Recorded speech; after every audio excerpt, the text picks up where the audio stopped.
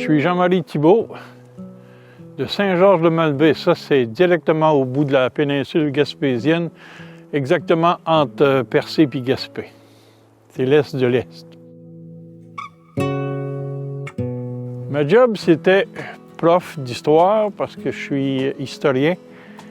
Puis, je me suis spécialisé en histoire de la Gaspésie. Donc, je ne suis pas un bûcheron, mais je suis un forestier amateur. J'adore être dans le bois, surtout l'automne, quand il fait beau comme aujourd'hui. Il ne fait pas trop chaud, il ne fait pas trop froid. Et puis, couper du bois comme ça, ben, c'est de l'ouvrage dur. Je fais du bois de chauffage puis un peu de bois de construction.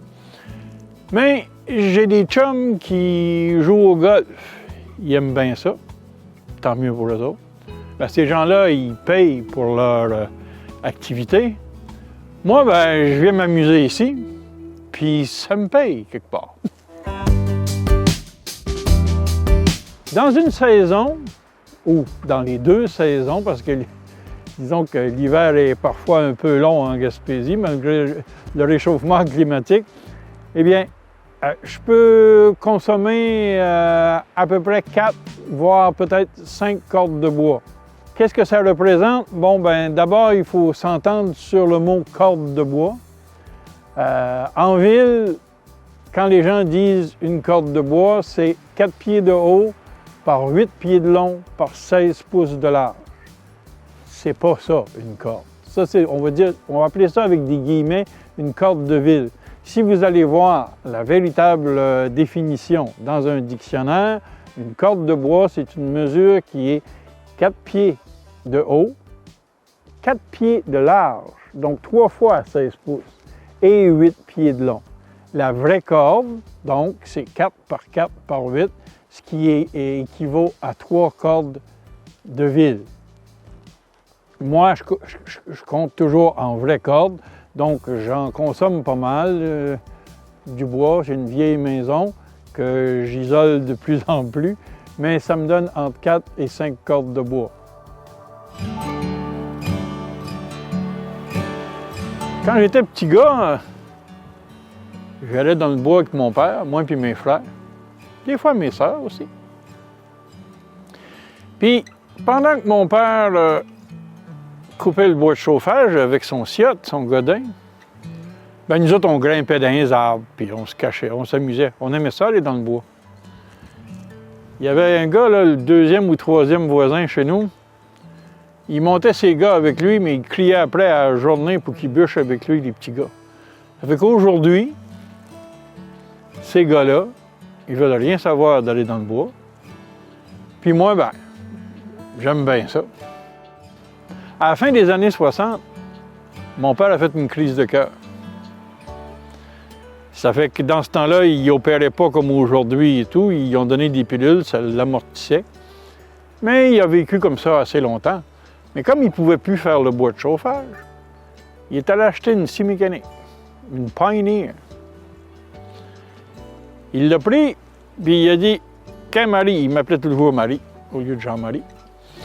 Il a dit « Quand Marie, tu iras couper le bois, toi puis Joe. » Joe, c'était mon jeune frère qui avait à peu près 11 ans. Ça fait que le lendemain, on est parti dans le bois avec la scie mécanique, du gaz puis de l'huile, bien entendu. Mais on était en running shoes. C'était pas très sécuritaire. Bien entendu, on n'avait pas de chapeau, pas de gants, pas de bottes, pas de pantalon, rien de spécial. Et pour bûcher, ben, disons qu'on a appris sur le tas, c'est le cas de le dire. Au départ, on a fait avec la scie mécanique Pioneer ce que mon père faisait un peu avec le godin puis sa hache.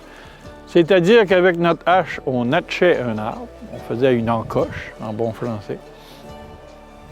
Après ça, on démarrait la scie mécanique.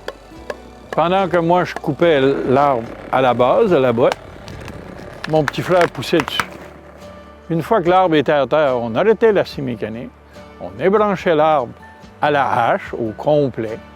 Puis après ça, on redémarrait la scie mécanique et là, on coupait l'arbre en diverses sections. On se compliquait la vie, mais personne ne nous avait montré à bûcher. Ça fait que, disons que pour résumer la chose, on a appris sur le tas, mais tu apprends toute ta vie.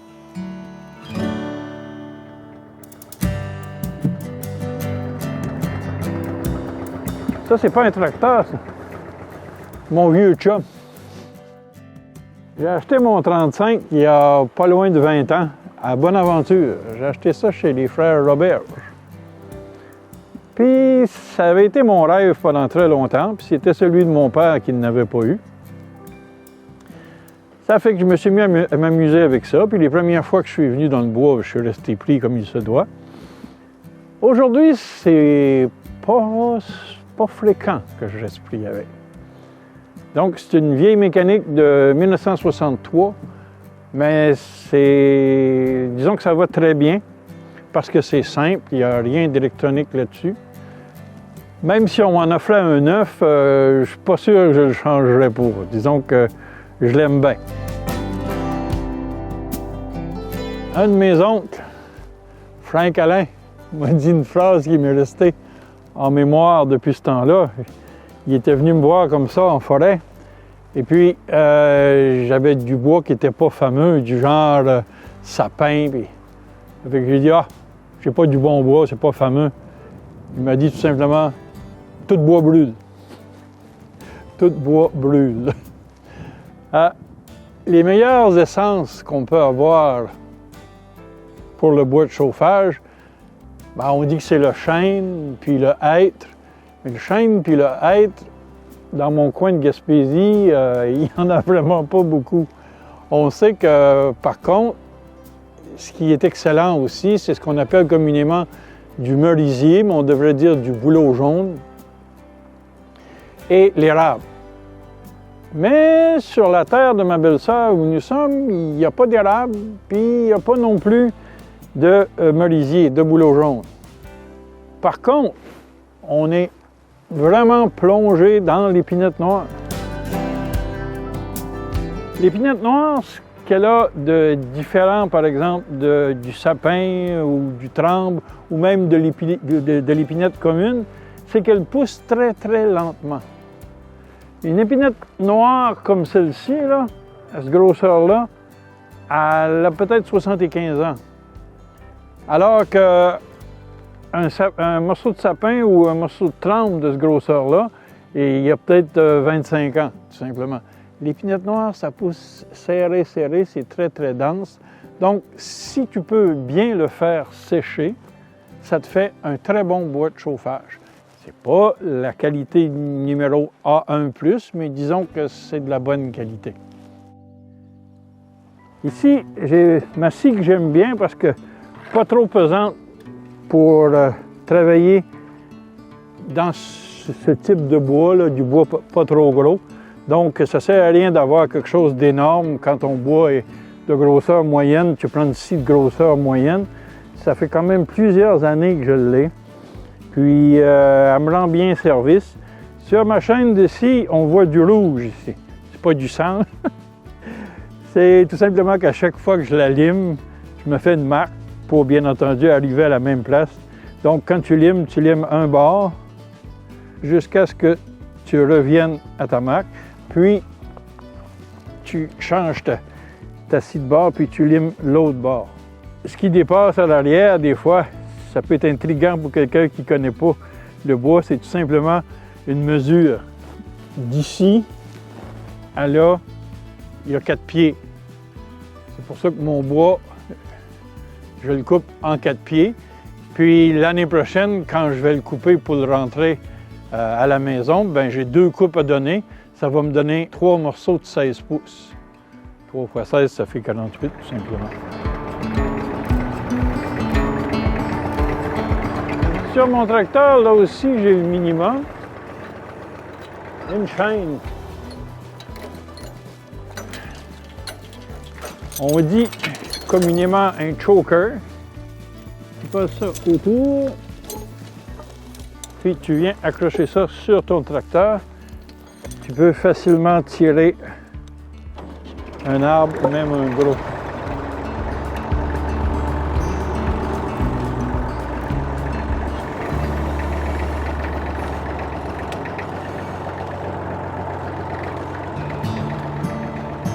chauffage au bois, c'est discrédité en ce moment.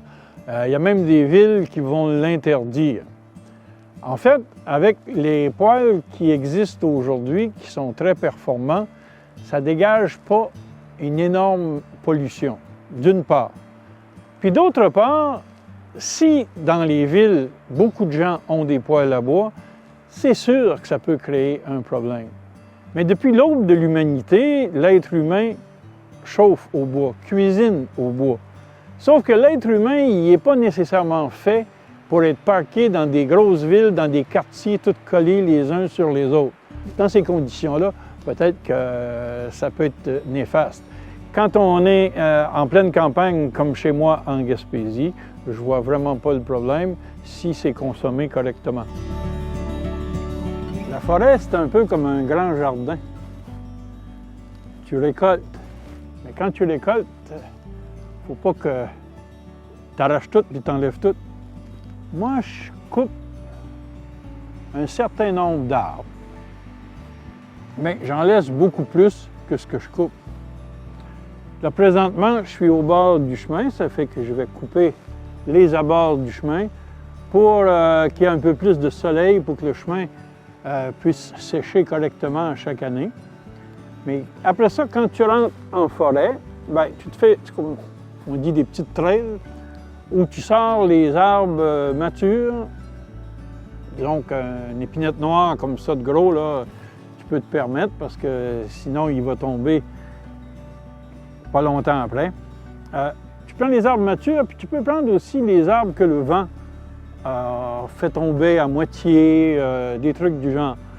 Disons que pour y aller le plus simplement du monde, il faut faire une récolte, mais il ne faut pas abuser. Il ne faut pas faire comme on a fait, par exemple, avec la morue, y aller à fond, jusqu'à ce qu'il n'ait plus. Et pour ce faire, bien, avec la machinerie qui existe aujourd'hui, c'est dangereux. On peut vider une forêt dans le temps de le dire. Sur cette terre ici, qui appartenait à mon frère, qui appartient à ma belle-sœur maintenant, eh bien, il y a, à la façon dont moi je récolte le bois, il n'y a presque pas de fin. Parce qu'on pourrait faire ça pendant des générations et des générations, à récolter peut-être une dizaine de cordes de bois par année. Et le temps de se rendre au bout de la terre, là, ça va avoir complètement repoussé à l'autre bout. La forêt, c'est un médicament. C'est un anti-stress. T'es bien quand tu te promènes en forêt, quand tu travailles en forêt, puis quand tu réfléchis en forêt. Il y a quelques années, j'avais de la difficulté avec un étudiant quand j'enseignais au cégep à Carleton. Et puis, la fin de semaine, je suis venu à la maison chez moi. Et j'ai pris ma scie mécanique, puis je suis allé bûcher. Tout en réfléchissant à mon cas problématique. Puis la forêt m'a inspiré une solution. Et je suis revenu en classe le lundi suivant, ben zen, avec ma solution. Ça, disons que ça vaut bien des pilules.